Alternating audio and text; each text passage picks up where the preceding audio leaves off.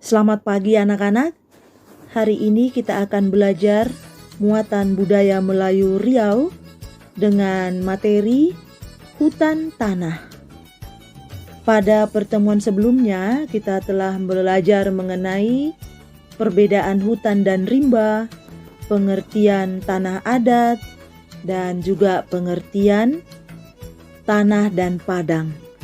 Kali ini kita akan belajar mengenai manfaat hasil hutan bagi kehidupan. Seperti yang kita ketahui, hutan menghasilkan bahan baku yang sangat banyak manfaatnya di dalam kehidupan manusia. Misalnya bisa dijadikan sebagai obat-obatan. Masyarakat Melayu mengatakan ubat. Nah, berbagai jenis dedaunan, buah-buahan, akar dan kulit kayu, dan juga umbi-umbian ini dapat dijadikan sebagai bahan untuk mengobati berbagai jenis penyakit. Hasil hutan yang lainnya adalah damar. Damar ini yang diambil adalah getahnya. Getah damar yang mengeras itu disebut dengan kopal. Kemudian kopal inilah yang dimanfaatkan untuk campuran lak dan vernis, perekat pada penambal gigi, dan juga perekat plester. Itu manfaat dari getah damar. Selanjutnya, rotan. Rotan merupakan tanaman menjalar yang kuat dan panjang. Rotan ini juga memiliki banyak manfaat. Kalau rotannya masih kecil, biasanya digunakan untuk mengikat. Sedangkan rotan besar biasanya dapat digunakan untuk membuat berbagai perabot rumah tangga. Ini salah satu contoh hasil kerajinan yang terbuat dari rotan. Selanjutnya adalah sialang. Sialang ini merupakan pohon besar untuk memelihara lebah hutan. Biasanya dalam tiap pohon sialang terdapat lebih dari 10 sarang lebah. Pada masa panen akan dihasilkan madu dan lilin lebah. Kemudian hewan. Hewan tentunya kalau di hutan hewan liar ya. Hewan liar biasanya kalau masyarakat Melayu itu menangkap hewan liar itu menggunakan perangkap. Ada juga yang menggunakan jerat. Bahkan ada yang menembak dengan panah. Ya. Sementara hewan liar itu biasanya banyak manfaatnya ya. Pada umumnya manfaatnya adalah dapat mengontrol keseimbangan alam sehingga bumi yang kita tempati ini lebih nyaman. Mengapa dikatakan lebih nyaman? Ini salah satu contohnya, kucing liar. Keberadaan mereka itu bisa mengontrol populasi tikus, sehingga manusia terhindar dari penyakit. Selanjutnya kayu. Kayu merupakan hasil hutan. Bagi masyarakat Melayu, biasanya kayu itu ditebang menurut keperluan dan bukan ditebang habis. Mereka itu pada tradisinya dahulu, jika ingin membangun rumah, maka hanya 3 batang kayu saja yang mereka tebang. Selanjutnya, jika kayu yang mereka ambil tujuannya untuk mengharumkan ruangan, seperti misalnya batang gaharu, cendana, maka mereka hanya mengambil 1 batang saja.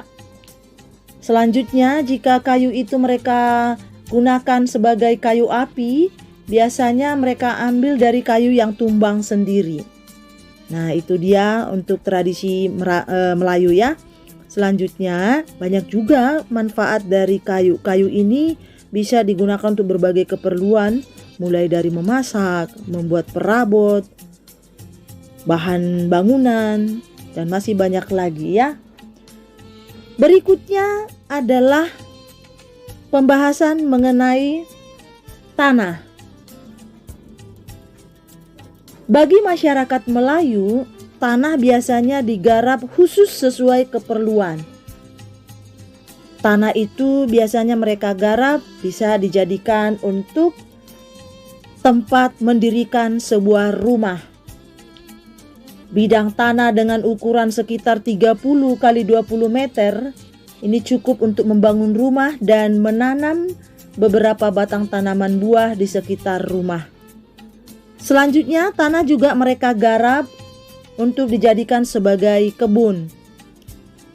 Nah, bidang tanah yang ditujukan untuk menanam tanaman khusus dalam jumlah yang banyak. Misalnya bisa dijadikan sebagai kebun rumbia, kemudian juga ada kebun durian, kebun nanas, dan juga kebun jagung, serta kebun lainnya. Untuk yang ketiga, mereka menggarap tanah itu dijadikan sebagai sawah atau persawahan. Nah, biasanya bidang tanah yang dijadikan untuk menanam padi dengan mengatur tinggi rendahnya jumlah air yang diperlukan padi, ya. Kemudian tanah juga mereka garap dijadikan sebagai ladang. Nah, bidang tanah yang mereka gunakan untuk menanam padi di ladang ini maksudnya yaitu di lahan yang tidak memiliki sumber air sendiri. Jadi hanya bergantung pada air hujan. Nah, ini bedanya ladang dengan sawah tadi. Kalau sawah tadi bisa menanam padi dengan jumlah sumber air yang tersedia. Nah, sementara kalau ladang ini biasanya hanya mengharapkan atau bergantung pada curah air hujan. Selanjutnya, tanah juga digarap untuk dijadikan sebagai lapangan. Ya, sebidang tanah bisa dijadikan sebagai gelanggang atau arena permainan, pertunjukan kesenian rakyat, lalu arena olahraga. Nah, itu dia fungsinya ya. Kemudian tanah mereka juga garap dijadikan sebagai bedeng. Bedeng itu maksudnya adalah sebidang tanah yang ditujukan untuk industri membuat kapal, batu bata, membuat senjata, dan alat-alat rumah tangga lainnya. Nah, ada juga bedeng itu yang digunakan untuk kegiatan pertambangan, seperti tambang emas, tambang pasir, dan tambang batu bara. Nah, ini contoh di dalam gambar ya, bisa kamu amati. Nah, demikian penjelasan materi kita hari ini. Semoga anak-anak MEM dapat memahaminya.